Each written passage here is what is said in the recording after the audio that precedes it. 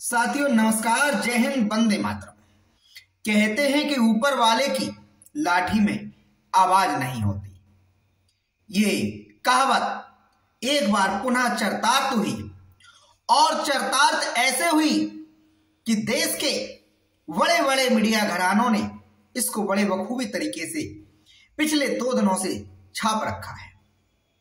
साथियों मैं बात कर रहा हूं सहारा समूह के चीफ, सहारा सीवी के प्रमोटर, प्रबंधन कार्यकर्ता, सहारा समूह के जन्मदाता सुब्रत राय, जो सुब्रत राय से सहारा श्री हो गए।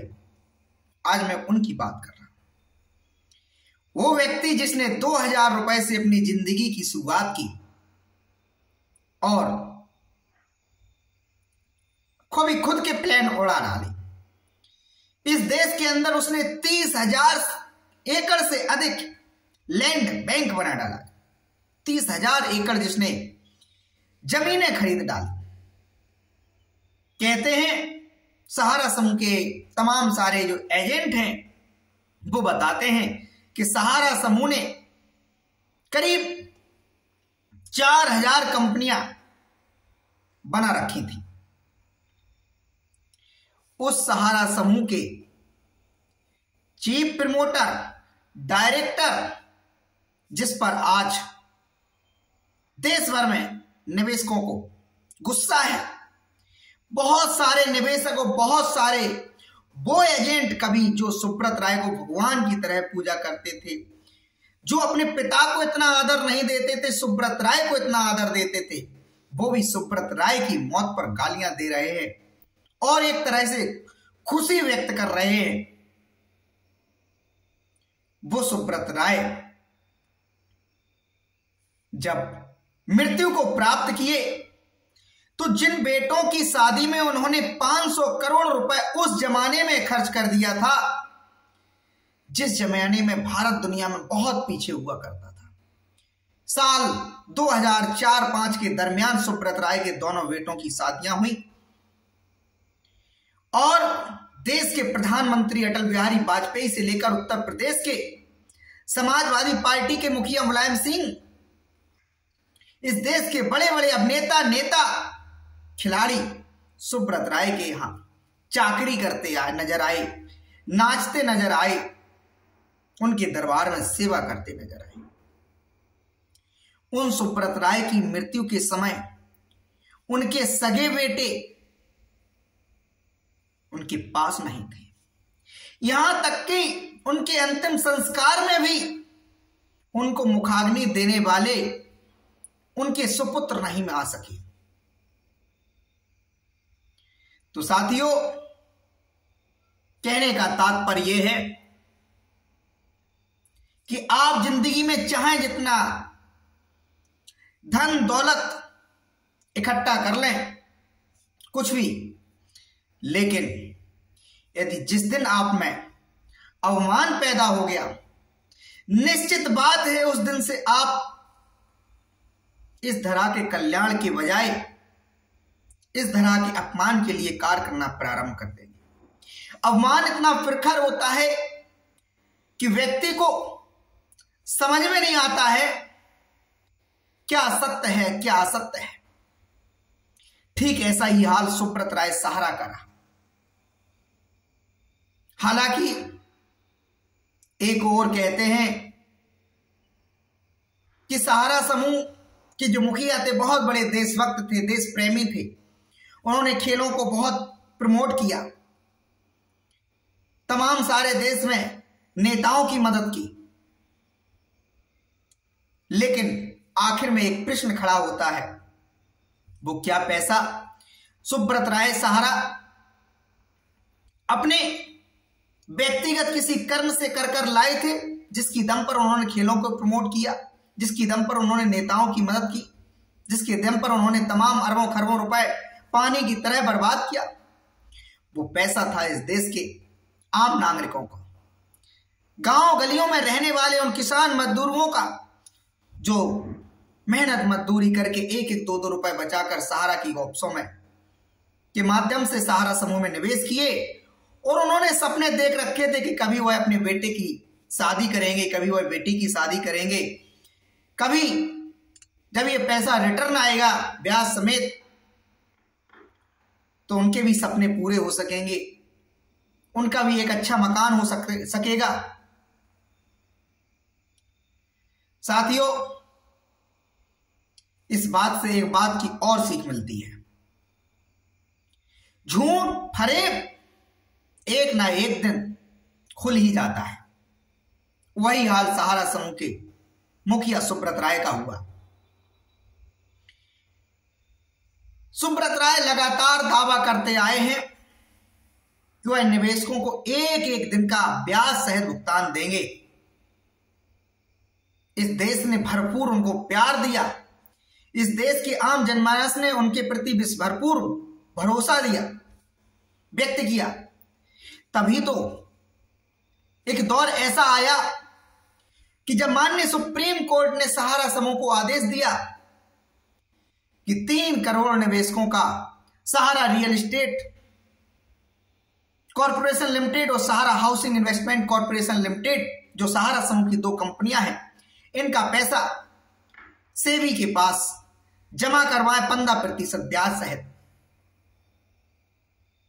तो सहारा समूह ने एक बैक डेट में अपना सॉफ्टवेयर लॉन्च किया और सहारा के निवेशकों से घर घर संदेश पहुंचाया कि आपका पैसा सरकार के पास चला जाएगा। सेबी का कार्यालय इस देश में मुंबई में पड़ता है। आपका भुगतान सहारा इंडिया कंपनी करने के लिए तैयार है, बशर्ते कि आप Sahara real estate housing corporation limited और Sahara housing investment corporation limited के जो सर्टिफिकेट हैं वो हमारे ब्रांचों में जमा करा दें और हमसे नया सर्टिफिकेट सहारा क्यूसॉप के रूप में प्राप्त कर ले। उस सर्टिफिकेट में मैं आज दिन तक ब्याज का जोड़कर सहारा समूह सर्टिफिकेट नया प्राप्त देने को तैयार है। और जो नई स्कीम में जो पैसा गया है वो पिछली जो रियल एस्टेट और हाउसिंग की स्कीमें थी उनसे भी इसमें भुगतान की दर बहुत अच्छी है, ब्याज की दर बहुत अच्छी है।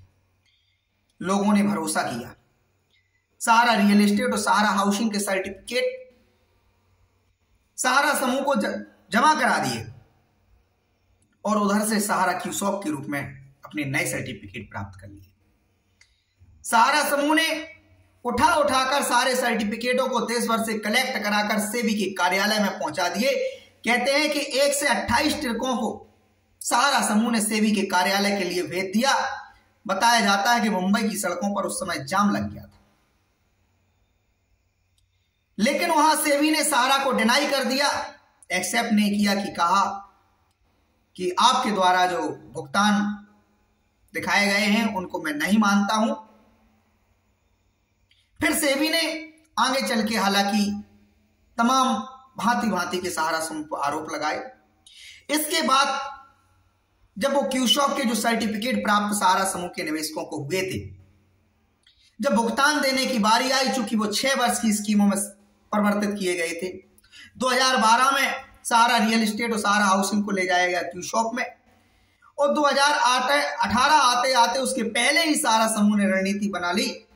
ओपी श्रीवास्तव ने बड़ी मीटिंगें की, उसके माध्यम से कहा गया कि चूंकि सेबी से विवाद चल रहा है और आपके जो सहारा क्यूसॉप के सर्टिफिकेट थे इसका पैसा तो सेबी के पास पड़ा हुआ है, सहारा रियल एस्टेट और सहारा हाउसिंग के जो सर्टिफिकेट थे उसका पैसा तो सेबी के पास पड़ा हुआ है। आपके जो कन्वर्जन पैसा हो गया है, क्योंकि ये पैसा सहारा समूह के पास देर सवेर वापस आना ही आना है, तो इसलिए यदि आपको कोई पैसे की जरूरत नहीं है तो सहारा क्यूसॉप के सर्टिफिकेट को आप हमारी नवीनतम योजनाओं सोसाइटियों में पैसा कन्वर्ट करा लीजिए। ये रणनीति 2015 में ही तैयार कर ली गई। 2015 से 16, 17, 18 आते आते भरपूर निवेशकों ने साथ दिया और बहुत बड़ी मात्रा में सोसाइटियों में लोगों ने अपने सर्टिफिकेट को कन्वर्ट करा दिया। चूंकि जनता को सहारा के प्रति 40 वर्षों का भरोसा था, 40 वर्षों से सहारा लगातार निवेशकों के बीच में काम कर रही थी और उनको लगता था कि ये कंपनी एक ऐसी कंपनी बनकर चुकी है जो बैंकों से भी ऊपर है। चूंकि 1990, 95, 96 के दौर में हिंदुस्तान से ना जाने कितनी चिटफंड कंपनियां भागी, तमाम सारी जो वित्तीय कंपनियां थी उनके दरवाजे बंद हुए, लोगों का पैसा डूबा। उस दरमियान भी सहारा समूह प्रगति करता रहा और लोगों के बीच में अपनी जगह बनाता रहा। लेकिन जिन निवेशकों और जिन एजेंटों ने सहारा समूह को भरपूर सहयोग दिया, उन एजेंटों और उन सहारा समूह के निवेशकों को सुब्रत राय ने कभी अपना सहारा नहीं दिया। वो भूले रहे देश के अभिनेताओं में, खेल जगत के क्रिकेट के खिलाड़ियों में। पानी की तरह उन्होंने इन पर पैसा लुटाया, लेकिन मृत्यु के समय वो कोई खिलाड़ी, वो कोई नेता, वो कोई अभिनेता सहयोग करने नहीं आया। साथियों, कहते हैं कि अमिताभ बच्चन जो कुछ भी है आज, उसमें बहुत बड़ा रोल सहारा समूह के प्रमुख सुब्रत राय का है। शायद सुब्रत राय ने मदद ना की होती तो आज अमिताभ बच्चन हमारी तुम्हारी तरह एक जिंदगी गुजार रहे होते। लेकिन उन अमिताभ बच्चन ने भी सहारा समूह के अंतिम संस्कार में जाना उचित नहीं समझा। छाती से छाती लगाने वाले, गले से गले मिलने वाले अमिताभ बच्चन सुब्रत राय को अपना सगा भाई बताते थे, उनके प्रति संवेदनाएं बताते थे। लेकिन कहते हैं कि जब मतलब निकल जाता है तो सगा भाई भी दगा दे जाता है। तो सुब्रत राय की जिंदगी को आप जितना पढ़ेंगे, कुछ ना कुछ उससे जरूर सीखने को मिलेगा। तो मैं आज अपने इस वीडियो के माध्यम से इस देश की सरकार से कहना चाहूंगा, यदि आपके अंदर इस देश के नागरिकों के प्रति वास्तव में हमदर्दी है, आपके दर्द में अगर सरकार वाकई में सहयोग करना चाहती है, तो सरकार के पास बहुत बड़ा मौका है इस देश के करोड़ों करोड़ों लोगों को राहत देने का। सहारा के वो जो एजेंट खून पसीने का अपना पैसा सहारा समूह में लगा करके निवेशकों की भी गालियां सुन रहे हैं और अपना सब कुछ खो बैठे हैं, उनसे भी दुआएं मिलेगी।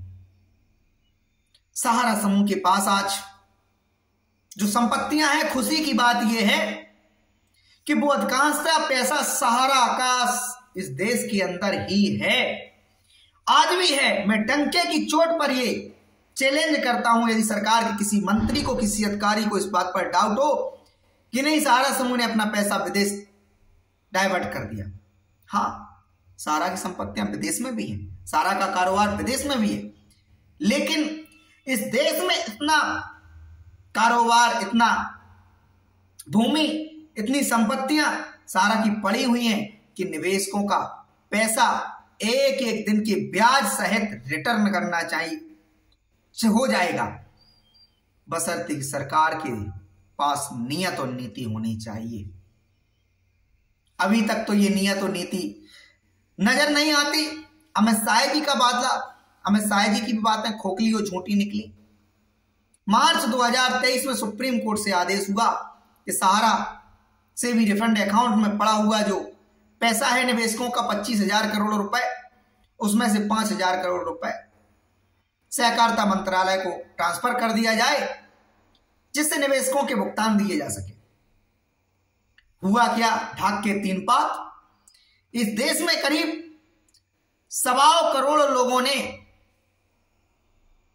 सहकारिता मंत्रालय को सहारा रिफंड पोर्टल पर आवेदन दिया, लेकिन मात्र 8 महीने 9 महीने बीत जाने के बावजूद भी इस देश में मात्र 2 लाख लोगों का भुगतान हुआ, और वो भी अनुदान की तरह कोई भुगतान नहीं हुआ। 73,000 करोड़ रुपए की आवेदन आए हैं, 73,000 करोड़ रुपए के मूल आवेदन, कोई ब्याज नहीं। उसमें से मात्र 200 करोड़ रुपए सरकार बांट सकी, मात्र 200 करोड़ रुपए। लज्जा और शर्म की बात है। निवेशक त्राहिमाम कर रहा है और सरकार मजाक कर रही है। कहीं ना कहीं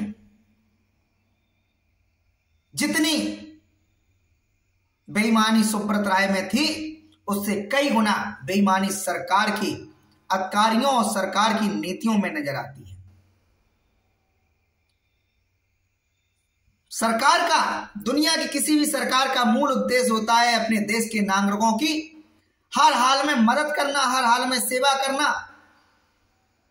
कोई भी कानून बनाया जाता है इस देश के नागरिकों के, इस देश के लोगों की मदद के लिए बनाया जाता है। सेबी के ऐसे कौन से कानून हैं कि इस देश के निवेशकों को पिछले 10 वर्षों से न्याय नहीं मिल पा रहा है, अपनी मनमानी पर उतारू है। सेबी के अध्यक्ष को शर्म नहीं आती। आज भी मैंने उनका जो है एक समाचार पत्र में बयान पढ़ा। उन्होंने कहा है सहारा समूह के जो सुब्रत राय है उनकी मृत्यु के बावजूद भी सहारा समूह पर कार्रवाई जारी रहेगी। अरे शर्म आनी चाहिए कि तुम्हारी ऐसी कौन सी कार्रवाई 2009 से 2023 तक चल रही है, तुम सहारा समूह के अधिकारियों के खिलाफ कुछ कार्रवाई नहीं कर पाए। क्या कर पाए? वो मौज कर रहे हैं, एजेंट और जनता त्राहिमाम कर रही है। क्या कर रहे हैं आप लोग? और पैसा जो पड़ा हुआ है उसमें आप कहते हैं निवेशकों के दावे नहीं आ रहे। अरे देश का निवेशक चीख चीख कर चिल्ला चिल्ला कर कह रहा है कि जो सहारा समूह ने तुम्हारे पास जो डॉक्यूमेंट भेजे हैं, सर्टिफिकेट भेजे हैं, वो सहारा समूह के कार्यालयों में सहारा समूह के निवेशकों ने ही जमा कराए हैं। वो चिल्ला चिल्ला के कह रहे हैं कि उनका सहारा रियल एस्टेट और सहारा हाउसिंग का पैसा क्यूशॉप में ट्रांसफर किया गया, क्यूशॉप के बाद सोसाइटियों में ट्रांसफर किया गया। नियत अगर ठीक हो सरकार की तो चुटकियों में भुगतान दिया जा सकता है। बड़े बड़े विशेषज्ञों की आवश्यकता नहीं है। ये मीडिया के तमाम सारे दलाल आज सुब्रत राय को गाली देते हैं लेकिन सरकार पर कोई सवाल खड़ा नहीं करते। शर्म करनी चाहिए आप लोगों को। जितनी गालियां सुब्रत राय को दे रहे हो, यदि आईना लगाकर सेबी की तरफ, सरकार की तरफ लगा दोगे तो सेबी का और सरकार का काला चेहरा उसमें स्पष्ट नजर आएगा। सहारा समूह तो बहुत अच्छी तरीके से चल रहा था। सेबी यदि उसमें अड़ंगा न लगाया होता तो निवेशकों के साथ किसी भी प्रकार की कोई हानि नहीं होने वाली थी, क्योंकि 40 वर्षों का इसका बहुत अच्छा उदाहरण था। तो सीधी सी बात, सुब्रत राय इस दुनिया से चले गए, लेकिन निवेशकों की जो भुगतान की लड़ाई है उसको और तेज किए जाने की आवश्यकता है। मैं एक एक निवेशक से अपील करता हूं, डरने की जरूरत नहीं है। सीना ठोक के संघर्ष कीजिए और सरकार से सीधी सी मांग कीजिए कि सहारा समूह की जितनी भी संपत्तियां हैं उसका प्रबंधन अपने हाथों में ले लीजिए। जिस दिन प्रबंधन अपने हाथों में ले लिया जाएगा, एक एक निवेशक का भुगतान उन संपत्तियों से किया जा सकेगा। कहीं बाहर जाने की जरूरत नहीं है। क्या बात करूं, जो नीरव मोदी और विजय माल्या जैसे जो तमाम सारे जो लोग हैं जो पैसा लेके गए हैं, इसी सहारा समूह की संपत्तियों से वो पैसा सरकार तक को बच जाएगा निवेशकों को भुगतान देने की बात। नियत और नीति तो ठीक हो, मनसा तो ठीक हो, विचारों में पारदर्शिता तो हो, नागरिकों की अपनी चिंता तो हो। जो एजेंट 12 लाख बेरोजगार होकर घर बैठे हुए हैं उनके हितों की कोई तो चिंता हो।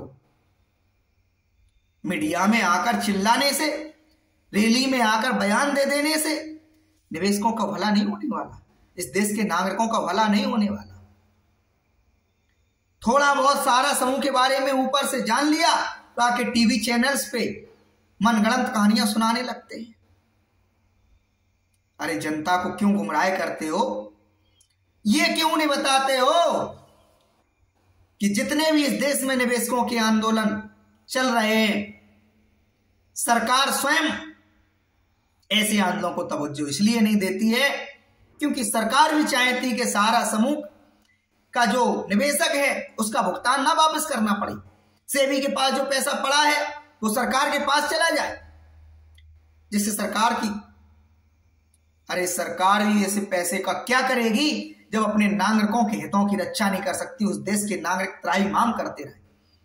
आप कितना भी जीएसटी लगा दें, कितनी भी महंगाई बढ़ा दें, लोगों की चमड़ी उधेड़ लें, लेकिन सारी जीएसटी जो वसूल की जाती है, सारे जो टैक्स लिए जाते हैं, वो इस देश के नागरिकों के विकास के लिए, उनके उत्थान के लिए, उनकी व्यवस्थाओं को सुदृढ़ करने के लिए लिए जाते हैं। किस प्रकार की आपकी मंशा है? छोटा सा सूत्र है, बहुत कुछ करने की आवश्यकता नहीं है साथियों। एक छोटा सा सूत्र है, भुगतान यदि वाकई में सरकार को देना है, वाकई में देना है, पूरे देश के अंदर सरकार का नेटवर्क है। पोस्ट ऑफिस पे अपने कर्मचारी सरकार के बैठे हुए हैं, वहां आवेदन लीजिए, उनकी सर्टिफिकेट जमा कराइए, भुगतान। और जो सहारा का जो रिफंड पोर्टल है, इसमें सिर्फ सोसाइटियों के निवेशकों की बात क्यों की गई? मंशा यदि भुगतान की है तो जिस दिन इस देश के दलाल, उस मीडिया से कहना चाहूंगा जो मनगढ़ंत खबरें सुब्रत राय और सहारा समूह के बारे में चला रहे हैं, उनको तथ्यों पर ज्ञान प्राप्त कर लेना चाहिए। मूल मुद्दा है इस देश के निवेशकों का भुगतान। मूल मुद्दा है इस देश में जो सहारा के एजेंट थे, उनकी बद से बदतर जो स्थिति है, उसमें सरकार को मदद करने की आवश्यकता है, मीडिया को उनकी आवाज उठाने की आवश्यकता है। जब एजेंट साथी, जब निवेशक साथी धरना प्रदर्शन करने जाते हैं तो आप मीडिया के लोग गूंगे बहरे हो जाते हैं, उनकी खबर को नहीं दिखाना चाहते। सैल्यूट है हमारे ऐसे साथियों का जिन्होंने सहारा निवेशकों की बात को अपने यूट्यूब चैनल के माध्यम से, फेसबुक के माध्यम से, टीवी के माध्यम से, अखबार के माध्यम से, लेकिन इनकी संख्या चंद मात्र है, चंद मात्र। साथियों, विश्लेषण तो बहुत सारे लोग कर रहे हैं, जितना बोला जाए उतना कम है, जितना कहा जाए उतना कम है। सुब्रत राय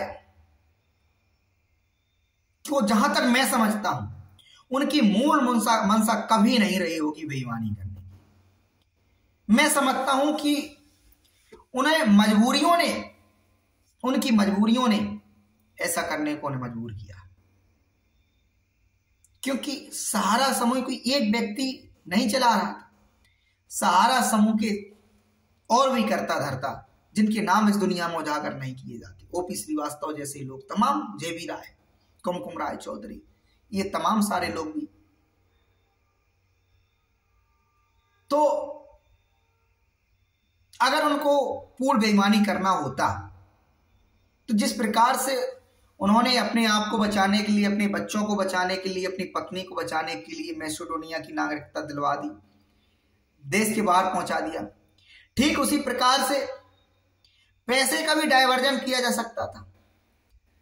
तमाम सारी जो संपत्तियां थी, जब इतना सब सहारा समूह कर सकता था तो ये भी कर सकता था।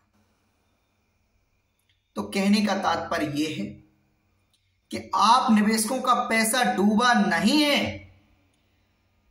और अगर डूबता है तो इसके लिए सीधी सीधी इस देश की सिस्टम, इस देश की सरकार, इस देश की व्यवस्था जिम्मेदार है। क्योंकि सहारा समूह कहते हैं कि देखो, न्यायपालिका का सबको सम्मान करना चाहिए, क्योंकि वहां से भी खामियां होती हैं। यदि खामियां ना होती हों तो जो निचली अदालतों से जो आदेश होते हैं, लोगों को सजाएं मिलती हैं, लोग बरी हो जाते हैं, उसके बाद उनसे बड़ी अदालतों, हाई कोर्ट वगैरह में, सेशन ट्रायलों वगैरह, सेशन अदालतों में लोग जाते हैं, अपीलों में जाते हैं, रिवीजनों में जाते हैं। तो जो निचली अदालत से आदेश होते हैं उसको निरस्त कर दिया जाता है, नया आदेश उसमें दीजिए, नई गाइडलाइन दीजिए, नया डायरेक्शन दे दिया जाता है। ठीक इसी प्रकार से हाई कोर्ट के बाद सुप्रीम कोर्ट होता है। हाई कोर्ट से कोई खामियां होती सुप्रीम कोर्ट से। तो जो सुप्रीम कोर्ट से आदेश अगस्त 2012 में हुआ, कितना सही कितना गलत, इस पे तो कोई सवाल नहीं उठाया जा सकता, लेकिन इतना जरूर कहा जा सकता है कि सहारा समूह को या सुब्रत राय को इस बात का बहुत घमंड था, ईगो था क्योंकि उन्हें लगता था कि उन्होंने कुछ गलत नहीं किया। उन्हें लगता था कि रियल एस्टेट हाउसिंग में जो पब्लिक से पैसा कलेक्ट किया उसमें उन्हें सेबी से परमिशन लेने की कोई आवश्यकता नहीं थी। जो कॉर्पोरेट मंत्रालय शायद एमसीए शायद उनसे उनका जो पंजीकरण बताते हैं, रजिस्ट्रार कानपुर से जो पंजीकरण बताते हैं, उनको ऐसा लगता था कि उनसे मान्यता ही उनकी सर्वमान्य है।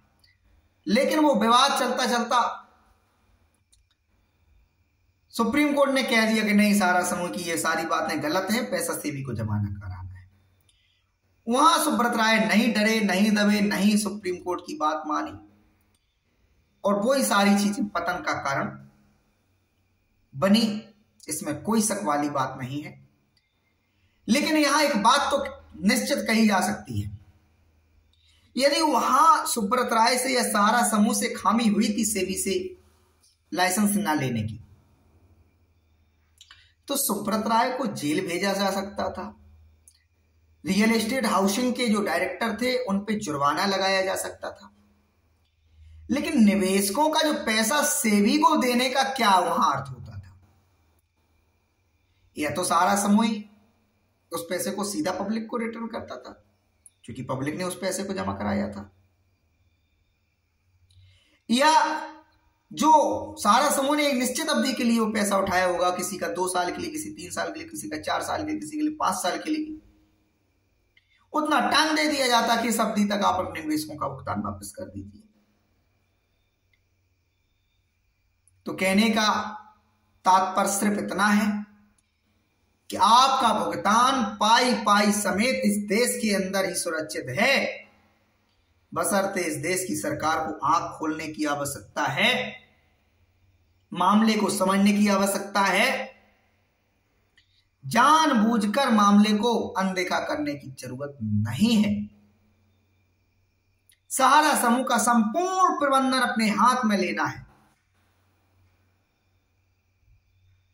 और निवेशकों के भुगतान की प्रक्रिया ईमानदारी पूर्वक शुरू करनी है। कहीं कोई दिक्कत नहीं है, मैं स्पष्टता कह देता हूं, कहीं कोई दिक्कत नहीं है। यदि किसी को लगता हो इस देश के अंदर कि नहीं, निवेशकों का भुगतान नहीं किया जा सकता, तो मैं चैलेंज करता हूं, वो व्यक्ति आए मुझसे गलत पूछे, मैं बताऊंगा वो गलत भुगतान करने का।